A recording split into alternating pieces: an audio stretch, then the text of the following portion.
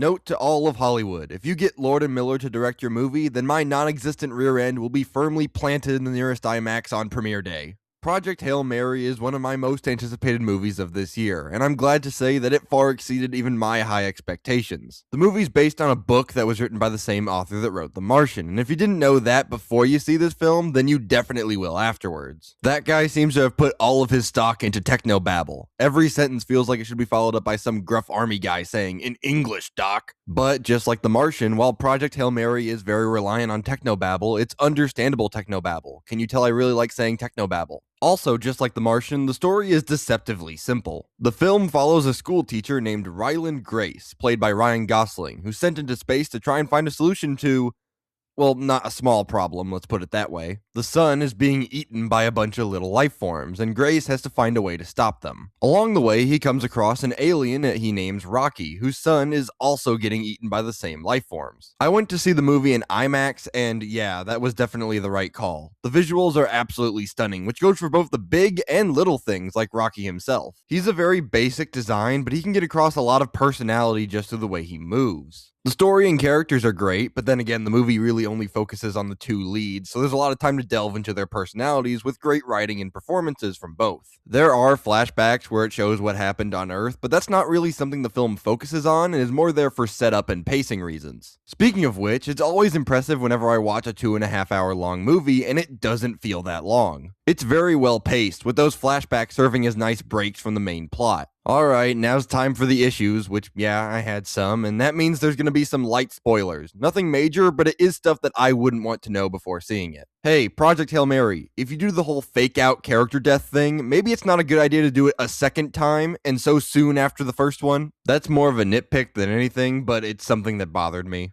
The other issue I have, though, is more major. This movie is based on the book Project Hail Mary, but fun fact, it's also based on another book, Return of the King. Yeah, it does the multiple endings thing where there are several moments where it feels like it's building up to a cut to black and credits, but then doesn't. I don't have a problem with these moments being here, but just don't treat them like it's the end and then keep going. It takes a lot of wind out of the film's sails, and then when the actual ending comes around, I brace myself because, well, is it actually over or is this another fake ending? The music is great, being done by the same composer as the Spider-Verse movies, but it can be a little too much in some scenes. It kinda reminds me of Warhorse, where it blasts music that tells you how to feel when less or even no music would have been more powerful. But those issues aren't deal breakers by any means. Project Hail Mary is another slam dunk from a pair of directors who have already proven themselves time and time again. A perfect mix of funny comedic writing and gut-wrenching dramatic moments that again, makes me wonder what Solo could have been. We were so close! That's all I got for now.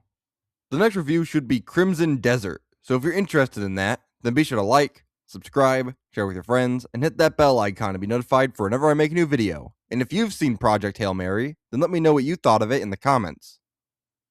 Okay. That's it. Bye.